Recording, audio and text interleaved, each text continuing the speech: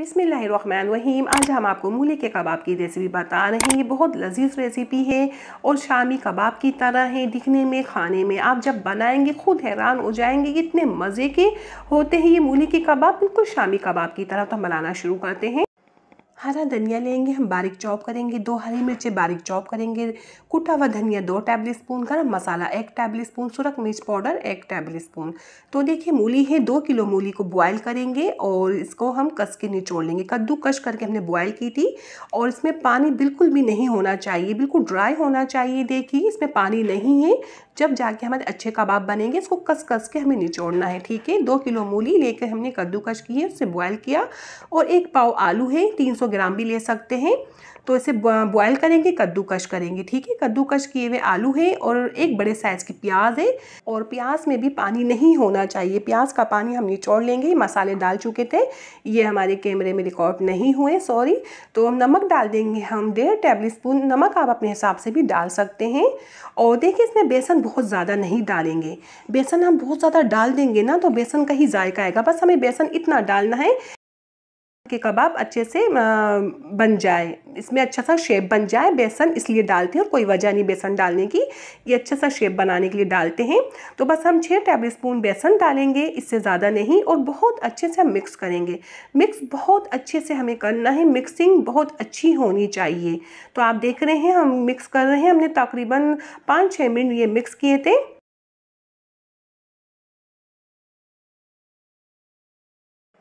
अच्छे से मिक्स हो चुके हैं। अब हम थोड़ा मसाला लेंगे, इसकी बोल बनाएंगे और थोड़ा प्रेस करेंगे और इसकी हम टिकिया तैयार कर लेंगे इस तरीके से।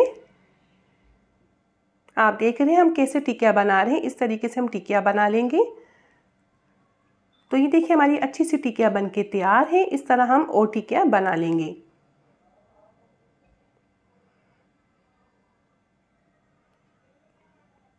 तो हमारी टिकिया बन के तैयार हो चुकी है।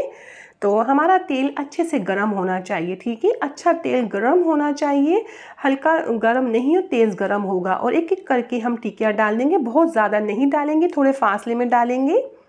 और तेज़ आंच में हम तलेंगे, हल्की आंच में नहीं तलेंगे। वो इसलिए हमारी मूली भी बॉयल है, आलू भी बॉयल है, तो ये पके हुए हैं। बस हमें इसमें कलर देना है। तेज़ आंच में पकाएंगे इसको हम, जब तक नहीं छेड़ेंगे, इसमें जब तक कलर ना आ जाए। देखिए कलर आ चुका है, फिर इसे हम बहुत एहतियात के साथ टर्न करेंगे।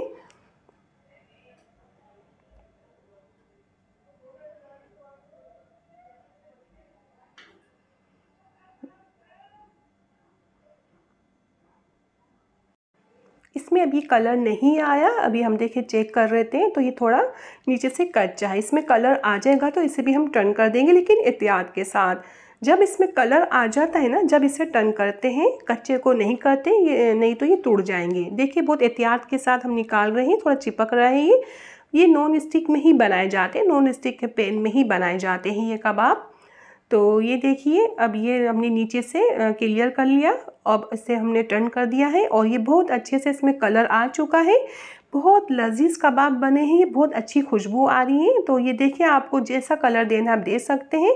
तो तेज़ आंच में ही हमारे ज़बरदस्त कबाब तले हैं और आपको हम निकाल कर भी दिखाते हैं।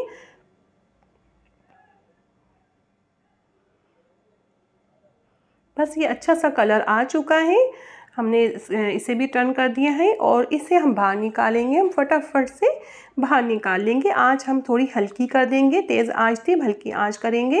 अब दोबारा से तेज़ आंच करेंगे, ये कबाब रख देंगे। ये हमारे तल चुके हैं, बहुत लजीज, बहुत ज़बरदस्त, बहुत क्रिस्पी कबाब बने हैं, बिल्कुल शामी कबाब की तरह। खस्ता करारा कबाब बन के तैयार हुआ है।